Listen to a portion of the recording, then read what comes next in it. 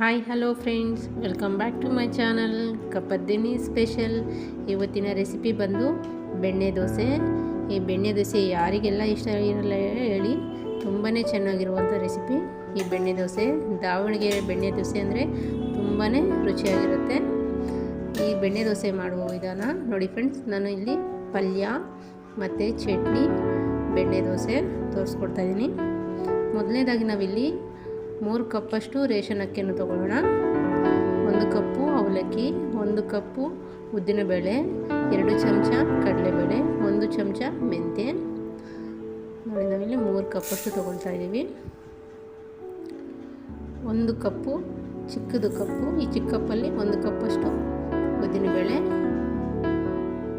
ಕಡಲೆಬೇಳೆ, ಮೆಂತ್ಯವನ್ನು ಕೂಡ ಸೇರಿಸ್ಕೊಳ್ಳೋಣ. ಇವಾಗ ಸೇಮ್ ಕಪ್ಪಲ್ಲಿ ನಾವು ಅವಲಕ್ಕಿಯನ್ನು ತೊಗೊಳ್ತಾ ಇದ್ದೀವಿ. ನಿಮಗೆ ಅವಲಕ್ಕಿ ಬೇಡ ಅಂದ್ಕೊಂಡ್ರೆ ಕಡಲೆಪುರಿ ಕೂಡ ತೊಗೋಬೋದು. ನೋಡಿ, ಇವಾಗ ನೀರು ತಿಳಿಯಾಗೋ ತನಕ ಚೆನ್ನಾಗಿ 1 2 3 ಸಲ ವಾಶ್ ಮಾಡ್ಕೊಳ್ಳೋಣ.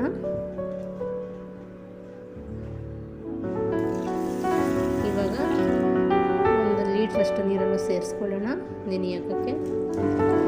ಹಾಗೆ ಅವಲಕ್ಕಿಯನ್ನು ಸಪ್ರೇಟಾಗಿ ನೆನೆಸ್ಕೊಳ್ಳೋಣ.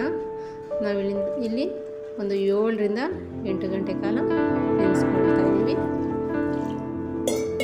ನೋಡೋಲ್ಲ ಫ್ರೆಂಡ್ಸ್,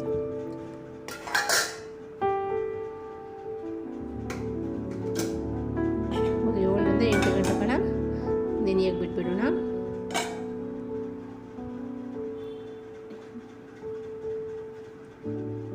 ಏಳು ಅವರ್ ಆಗಿದೆ. ನೋಡಿ ಫ್ರೆಂಡ್ಸ್, ಅವಲಕ್ಕಿ ಮೆತ್ತಗೆ ಚೆನ್ನಾಗಿ ನೆಂದೋಗ್ಬಿಟ್ಟಿದೆ.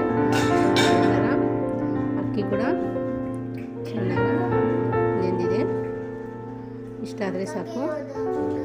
ಇವಾಗ ಒಂದು ಮಿಕ್ಸಿ ಜಾರನ್ನು ತೊಗೊಳ್ಳೋಣ. ಮಿಕ್ಸಿ ಜಾರ್ಗೆ ಸ್ವಲ್ಪ ಅವಲಕ್ಕಿ, ಸ್ವಲ್ಪ ಅಕ್ಕಿಯನ್ನು ಸೇರಿಸ್ಕೊಳ್ಳೋಣ. ಸೇರಿಸ್ಕೊಂಡು ರುಬ್ಕೊಳ್ಳೋಣ. ನಾವು ಇಲ್ಲಿ ನಿಮಗೆ ಅವಲಕ್ಕಿ ಬೇಡ ಅಂದರೆ ಅವಲಕ್ಕಿ ಸ್ಕಿಪ್ ಮಾಡಿಕೊಂಡು ಆರಾಮಾಗಿ ನೀವು ಕಡಲೆಪುರಿಯನ್ನು ಸೇರಿಸ್ಕೋಬಹುದು.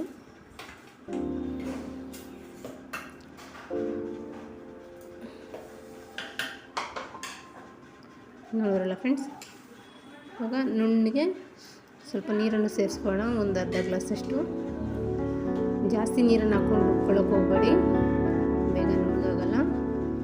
ನೋಡಿದ್ರಲ್ಲ, ನುಣ್ಣಗೆ ಮೀಡಿಯಮಾಗಿ ನಾವು ರುಬ್ಕೊಂಡಿದ್ದೀವಿ. ಇಲ್ಲಿ ಜಾಸ್ತಿ ನುಣ್ಣಗೆ ರುಬ್ಕೊಂಡ್ರು ಚೆನ್ನಾಗಿ ಬರೋಲ್ಲ, ಹಾಗಂತ ತುಂಬ ತರ್ತರಿಯಾಗಿ ರುಬ್ಕೋಬೇಡಿ, ಮೀಡಿಯಮಾಗಿ ರುಬ್ಕೊಳ್ಳಿ.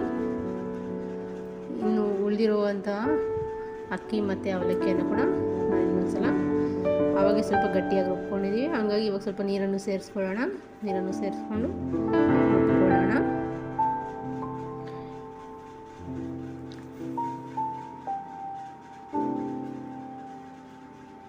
ನೋಡಿದ್ರಲ್ಲ ಫ್ರೆಂಡ್ಸ್,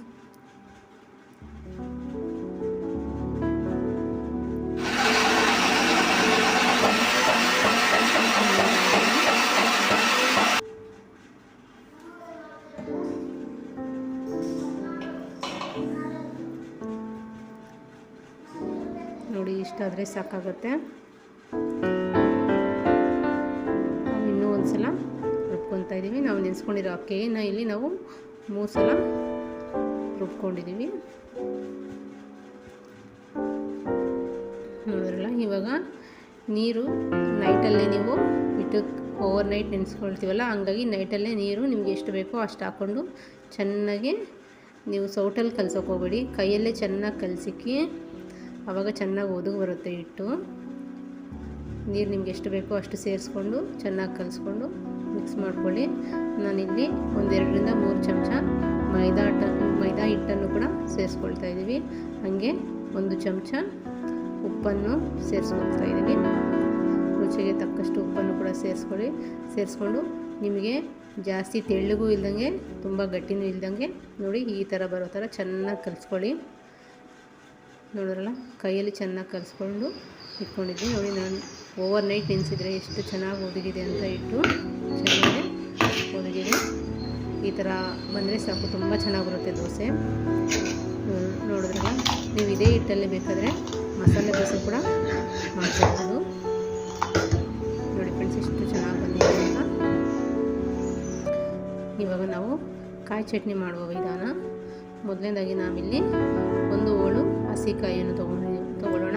ತೊಗೊಂಡು ಚಿಕ್ಕ ಚಿಕ್ಕದಾಗಿ ಕಟ್ ಮಾಡ್ಕೊಳ್ಳೋಣ. 4 ಹಸಿಮೆಣಸಿನ್ಕಾಯಿ, 1 ಏಲಕ್ಕಿ, 2 ಲವಂಗ, ಒಂದು ಸ್ವಲ್ಪ ಚಕ್ಕೆ, ರುಚಿಗೆ ತಕ್ಕಷ್ಟು ಉಪ್ಪು. ನೀವು ಹಸಿಮೆಣಸಿನ್ಕಾಯಿ ಬೇಕಾದರೆ ಜಾಸ್ತಿನೂ ಸೇರಿಸ್ಕೋಬಹುದು. ನಾನಿಲ್ಲಿ ಸ್ವಲ್ಪನೇ ಚಟ್ನಿ ಮಾಡ್ಕೊಳ್ತಾ ಇದ್ದೀನಿ, ಹಾಗಾಗಿ ನಾನು ಸ್ವಲ್ಪನೇ ತೊಗೊಂಡಿದ್ದೀವಿ. 2 ಏಲಕ್ಕಿಯನ್ನು ತೊಗೊಂಡಿದ್ದೀವಿ ನಾವಿಲ್ಲಿ. ಜಾಸ್ತಿ ನೀವು ತುರಿದ್ಬಿಟ್ಟು ಹಾಕ್ಕೊಂಡ್ರೆ ತುಂಬ ಬೇಗನೆ ನುಣ್ಣಗಾಗ್ಬಿಡುತ್ತೆ. ಈ ಥರ ಕಟ್ ಮಾಡಿ ಹಾಕ್ಕೊಳ್ಳೋದ್ರಿಂದ ಚಟ್ನಿ ಸ್ವಲ್ಪ ತರ್ತರಿಯಾಗಿರುತ್ತೆ. ನೋಡಿ, ಇವಾಗ ಇಲ್ಲಿ ಸ್ವಲ್ಪ ನೀರನ್ನು ಸೇರಿಸ್ಕೊಳ್ಳೋಣ. ನೀರು ಸೇರಿಸ್ಕೊಂಡು ಮತ್ತೆ ಇನ್ನು ಸ್ವಲ್ಪ ರುಬ್ಕೊಳ್ಳೋಣ. ನೋಡಿ, ಕಾಯಿ ಚಟ್ನಿ ಇಲ್ಲಿ ರೆಡಿಯಾಗಿದೆ. ನೋಡಿ ಎಷ್ಟು ಚೆನ್ನಾಗಿ ಬಂದಿದೆ ಅಂತ. ಸ್ಮೆಲ್ ಅಂತೂ ತುಂಬ ಘಮ ಘಮ ಅಂತ ಇದೆ. ಒಳ್ಳೆ ಸ್ಮೆಲ್ ಇದೆ ಚಟ್ನಿ, ನಾವು ಏಲಕ್ಕಿ ಹಾಕಿರೋದ್ರಿಂದ. ಮತ್ತು ನಾವಿಲ್ಲಿ ಆಲೂಗಡ್ಡೆ ಸಿಪ್ಪೆ ತೆಗೆದು ಬೇಯಿಸ್ಕೊಂಡಿರುವಂಥ ಆಲೂಗಡ್ಡೆ, ಇದೇ ಥರ ಒಂದು ಈರುಳ್ಳಿಯನ್ನು ಕಟ್ ಮಾಡಿಕೊಂಡು ಬೇಯಿಸ್ಕೊಂಡಿರುವಂಥ ಈರುಳ್ಳಿ ಕೂಡ. ನೀರು ಒಂದು ಡ್ರಾಪು ಇರಬಾರ್ದು, ನೀಟಾಗಿ ಬಗ್ಸ್ಕೊಡ್ರಿ. ಇದಕ್ಕೆ ನಾವು ಬೇಯಿಸ್ಕೊಂಡಿರುವಂಥ ಈರುಳ್ಳಿಯನ್ನು ಕೂಡ ಸೇರಿಸ್ಕೊಳ್ಳೋಣ.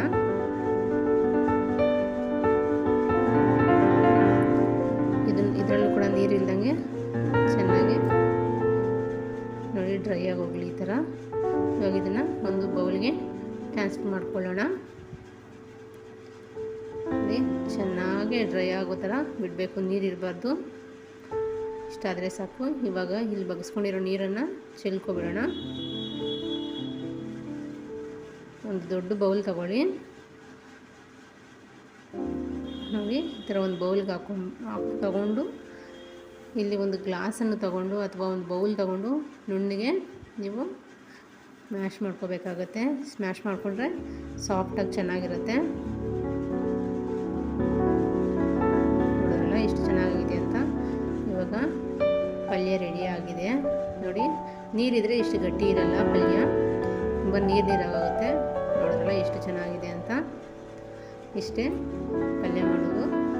ಇವಾಗ ಚಟ್ನಿ ಪಲ್ಯ 2 ರೆಡಿಯಾಗಿದೆ. ಅದೇ ಥರ ನಾವು ಹೆಂಚನ್ನು ಬಿಸಿ ಆದ ನಂತರ ಹೆಂಚ ಮೇಲೆ ಸ್ವಲ್ಪ ಎಣ್ಣೆ ಹಾಕ್ಕೊಂಡು ಒಂದು ಟಿಶ್ಯೂವನ್ನು ಅಥವಾ ಒಂದು ಕ್ಲಾತನ್ನು ತಗೊಂಡು ಚೆನ್ನಾಗಿ ನೀಟಾಗಿ ಒರೆಸ್ಕೊಳ್ಳೋಣ. ಇವಾಗ ಒಂದೂವರೆ ಸೌಟಷ್ಟು ಹಿಟ್ಟನ್ನು ಸೇರಿಸ್ಕೊಳ್ಳೋಣ. ದೋಸೆ ನೋಡಿ ಎಷ್ಟು ಚೆನ್ನಾಗಿ ಬರ್ತಾಯಿದೆ ಅಂತ. ಇವಾಗ ನಾವು ಮನೆಯಲ್ಲೇ ಮಾಡಿರುವಂಥ ಬೆಣ್ಣೆಯನ್ನು ತಗೊಳ್ಳೋಣ. ಅಂಗಡಿಯಲ್ಲೂ ಸಿಗುತ್ತೆ, ಬಟ್ ನಾನು ಮನೆಯಲ್ಲೇ ಮಾಡಿರುವಂಥ ಬೆಣ್ಣೆ. ನೋಡಿದ್ರಲ್ಲ, ಈ ಥರ ಸ್ವಲ್ಪ ಸ್ವಲ್ಪ ಅಪ್ಲೈ ಮಾಡ್ಕೊಳ್ಳಿ. ನೋಡಿ, ಮೆಲ್ಟ್ ಆಗ್ತಾಯಿದೆ ಚೆನ್ನಾಗಿ. ನೋಡಿದ್ರಲ್ಲ ಎಷ್ಟು ಚೆನ್ನಾಗಿ ಬರ್ತಾಯಿದೆ ಅಂತ ದೋಸೆ. ಸ್ವಲ್ಪ ಕ್ರಿಸ್ಪಿ ಆಗೋ ತನಕ ಬಿಟ್ಕೊಳ್ಳಿ.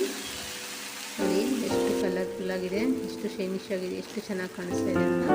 ಇವಾಗ ಇದ್ರ ಮೇಲೆ ಒಂದು ಸ್ವಲ್ಪ ಬೆಣ್ಣೆಯನ್ನು ಅಪ್ಲೈ ಮಾಡ್ಕೊಳ್ಳಿ. ನೋಡಿದ್ರಲ್ಲ, ತುಂಬಾ ಚೆನ್ನಾಗಿರುವಂಥ ಬೆಣ್ಣೆ ದೋಸೆ ರೆಡಿಯಾಗಿದೆ. ನೋಡಿದ್ರಲ್ಲ ಎಷ್ಟು ಚೆನ್ನಾಗಿ ಬಂದಿದೆ ಅಂತ, ಎಷ್ಟು ಕಲರ್ಫುಲ್ಲಾಗಿದೆ. ನೋಡಿ, ನೀವು ತಪ್ಪದೇ ಟ್ರೈ ಮಾಡಿ, ಹೇಗೆ ಬಂತು ಅಂತ ಕಮೆಂಟ್ ಮೂಲಕ ಕಮೆಂಟ್ ಮಾಡಿ. ಹಾಗೆ ಲೈಕ್ ಮಾಡಿ, ಶೇರ್ ಮಾಡಿ, ಸಬ್ಸ್ಕ್ರೈಬ್ ಮಾಡೋದನ್ನು ಮರಿಬೇಡಿ. ನೋಡೋರಲ್ಲ, ಇನ್ನೂ ಒಂದು ದೋಸೆಯನ್ನು ನಾವು ಇಲ್ಲಿ ಮಾಡ್ಕೊಂಡಿದ್ದೀವಿ. ಇದ್ರ ಮೇಲೆ ಕೂಡ ಬೆಣ್ಣೆಯನ್ನು ಸೇರಿಸ್ಕೊಳ್ಳೋಣ. ಇದನ್ನು ನೋಡಿ ಎಷ್ಟು ಚೆನ್ನಾಗಿ ಬಂದಿದೆ ಅಂತ. ಆದಷ್ಟು ಸ್ವಲ್ಪ ಸ್ಲಿಮ್ಮಲ್ಲೇ ಇಟ್ಕೊಂಡು ದೋಸೆಯನ್ನು ಮಾಡ್ಕೊಳ್ಳಿ. 2 ಕಡೆ ಬೆಣ್ಣೆಯನ್ನು ಹಾಕ್ಕೊಳ್ಳಿ. ಒಳ್ಳೆ ಸ್ಮೆಲ್ಲು, ಒಳ್ಳೆ ಪರಿಮಳ ಅಂತಲೇ ಹೇಳ್ಬೋದು.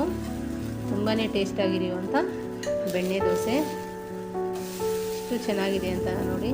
ತಪ್ಪದೇ ನೀವು ಟ್ರೈ ಮಾಡಿ, ಹೇಗೆ ಬಂತು ಅಂತ ಕಮೆಂಟ್ ಮೂಲಕ ಕಮೆಂಟ್ ಮಾಡಿ. Thank you for watching.